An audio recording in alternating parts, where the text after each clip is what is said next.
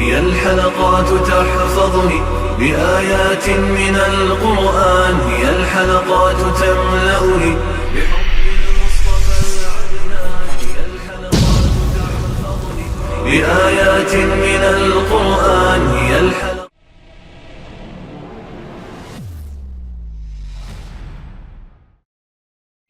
سورۃ البقرہ آیت نمبر 284. اعوذ باللہ من الشیطان الرجیم، بسم اللہ الرحمن الرحیم. للہ ما فی السماوات وما فی الارض، وَإِن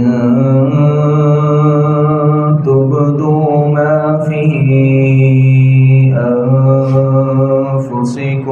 أَوْ تُخْفُوهُ يُحَاسِبْكُم بِهِ اللَّهُ فَيَغْفِرُ لِمَن يَشَاءُ وَيُعَذِّبُ مَن يشاء،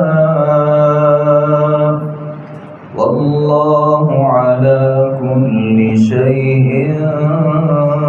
قدیر. للہ ما فی السماوات وما فی الارض، اللہ ہی کا ہے جو کچھ آسمانوں میں ہے، وما فی الارض اور جو کچھ زمین میں ہے. وَإِن تُبْدُوا اور اگر تم اسے ظاہر کرو، ما فی انفسکم جو تمہارے دلوں میں ہے، او تخفوہ یا تم اسے چھپاؤ، یحاسبکم بہ اللہ اللہ تم سے اس کا حساب لے گا. فیغفر لمن یشاء پھر جسے چاہے گا بخش دے گا، ویعذب من یشاء اور جسے چاہے عذاب دے گا. واللہ علی کل شیء قدیر اور اللہ تعالیٰ ہر چیز پر پوری طرح قادر ہے. اللہ تعالیٰ نے اس آیت مبارکہ میں ارشاد فرمایا کہ جو کچھ آسمانوں میں ہے اور جو کچھ زمینوں میں ہے، یہ سارا کا سارا اللہ کی ملکیت ہے. اگر دنیا میں کسی کی کوئی ملکیت موجود ہے تو در حقیقت اللہ ہی اس کا مالک ہے، کیونکہ انسان کی جو ملکیت ہوتی ہے وہ عارضی ہوتی ہے، اور اللہ رب العالمین جو مالک ہے وہ ہمیشہ کے لیے ہے. آسمانوں کا مالک بھی اللہ ہے اور زمینوں میں اور زمینوں کا مالک بھی اللہ ہے. اللہ تعالیٰ فرماتے ہیں کہ وَإِن تُبْدُوا مَا فِي أَنفُسِكُمْ أَوْ تُخْفُوهُ يُحَاسِبْكُم بِهِ اللَّهُ. دلوں میں جو وسوسے آتے ہیں اور جو خیالات آتے ہیں اور جن باتوں کا عزم انسان کا دل کرتا ہے، اللہ تعالیٰ فرماتے ہیں کہ اگر تم اسے ظاہر کر دو یا تم اسے چھپا لو، اللہ اس کا محاسبہ کرے گا. ہم یہ سمجھتے ہیں کہ انسان اگر کسی چیز کا ارادہ کرتا ہے اور وہ بری چیز ہے، جب تک انسان اسے اپنی زبان پر نہیں لاتا یا جب تک انسان اس کے اوپر عمل نہیں کرتا تو اللہ اس کا محاسبہ نہیں کرے گا. یہ آیت مبارکہ اس بات کو واضح کرتی ہے کہ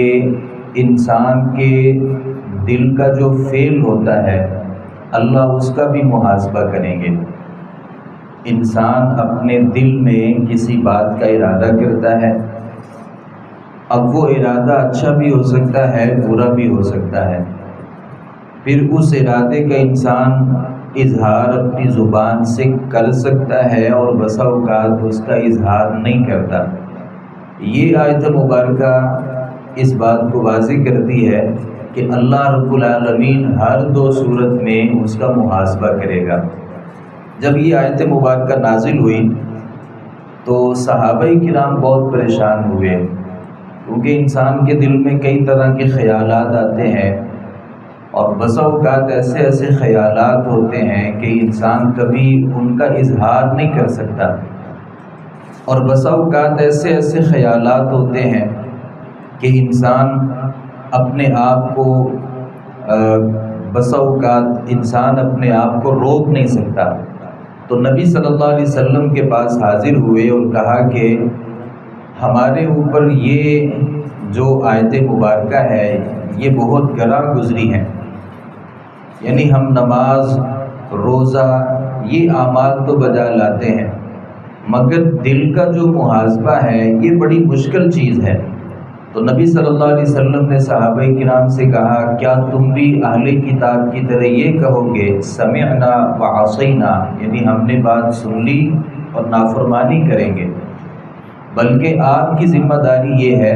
کہ آپ نے یہ کہنا ہے کہ سمعنا واطعنا، ہم نے سن لیا اور جو ہمیں کہا گیا ہم اس کے اوپر عمل کریں گے۔ پھر صحابہ کرام نے جب اس بات کا اقرار کر لیا، بعد میں اللہ رب العالمین نے اگلی آیات نازل فرمائی آمن الرسول بما انزل الیہ من ربہ والمؤمنون او تخفوہ یحاسبکم بہ اللہ۔ اب یہ جو آیت مبارکہ ہے نا کہ او تخفوہ یحاسبکم بہ اللہ، تم دلوں میں جو باتیں پیدا ہوتی ہیں ان کو ظاہر کرو یا دل ہی میں چھپا لو، اللہ اس کا محاسبہ کرے گا۔ تو یہ جو الفاظ ہیں بعض علماء یہ کہتے ہیں کہ یہ منسوخ ہو چکے ہیں، کیونکہ دل میں جو بات پیدا ہوتی ہے جب تک انسان اس کا اظہار نہیں کر لیتا یا جب تک اس کے اوپر عمل نہیں کر لیتا تب تک اس کا جو محاسبہ ہے وہ نہیں ہو سکتا۔ امام ابن القیم رحمۃ اللہ علیہ نے یہاں ایک بڑی خوبصورت بات ذکر کی ہے کہ منسوخ کا ایک معنی وضاحت ہوتی ہے، یعنی ایک منسوخ کا مطلب ہوتا ہے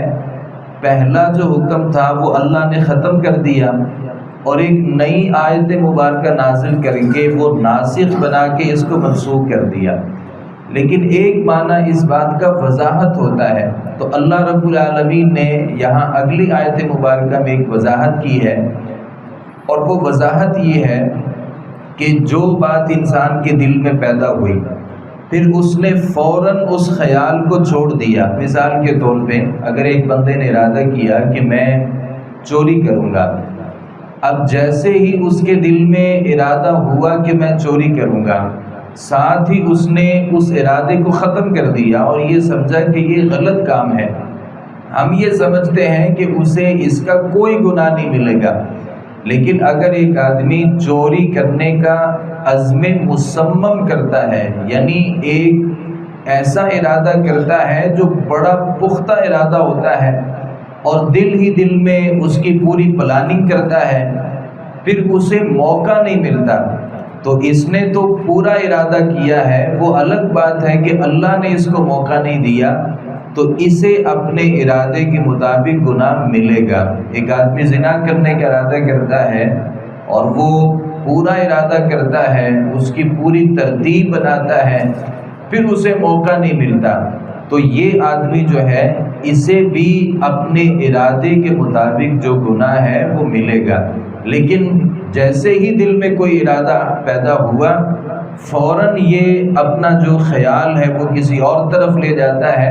اور اس ارادے کو چھوڑ دیتا ہے، بھلے وہ بہت بڑا برا فعل ہی کیوں نہ ہو، تو اللہ رب العالمین اس سے اس کا محاسبہ نہیں کریں گے۔ نبی کریم صلی اللہ علیہ وسلم کے پاس ایک صحابی آئے تھے اور کہا کہ اللہ کے نبی، بسا اوقات ہمارے دل میں ایسے ایسے خیالات پیدا ہوتے ہیں کہ اگر بندہ ان کو اپنی زبان کے اوپر لے کے آئے تو یہ بڑا مشکل کام ہے، یعنی ایسے ایسے خیالات پیدا ہوتے ہیں کہ ہم انہیں اپنی زبان پر بھی نہیں لا سکتے۔ تو نبی کریم صلی اللہ علیہ وسلم نے فرمایا یہ ایمان ہے، یعنی ایمان کا حصہ ہے کہ بندہ جو سوچے پھر جو اس کا دل کرے اس کے اوپر عمل نہیں کرتا، بلکہ اسے سوچتا ہے، جانچ پڑتال کرتا ہے کہ میرے دل میں جو خیال پیدا ہوا آیا وہ اس لائق ہے کہ میں اسے زبان پر لاؤں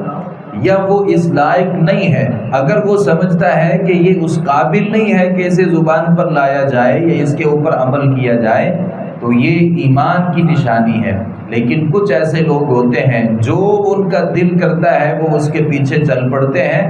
تو یہ ایمان نہیں ہے۔ اللہ رب العالمین فرماتے ہیں ان تبدوا ما فی انفسکم او تخفوہ یحاسبکم بہ اللہ، تمہارے دل میں جو بھی خیال پیدا ہوگا پھر آپ اسے ظاہر کرو گے یا ظاہر نہیں کرو گے، اللہ اس کا لازمی محاسبہ کریں گے۔ پھر آگے اللہ رب العالمین کا اختیار ہے فَيَغْفِرُ لِمَنْ يَشَاءُ وَيُعَذِّبُ مَنْ يَشَاءُ، بعد میں اللہ کسی کو معاف کرنا چاہے یا کسی کو عذاب دے دے، یہ اللہ کے اوپر ہے۔ میں نے کئی دفعہ اس بات کا تذکرہ کیا ہے کہ اللہ کی معافی کے کوئی اصول نہیں ہوتے، یعنی اللہ جس کو چاہے معاف کر سکتا ہے اور جس کو چاہے اللہ رب العالمین پکڑ کر سکتا ہے۔ واللہ علی کل شیء قدیر، اللہ تعالیٰ فرماتے ہیں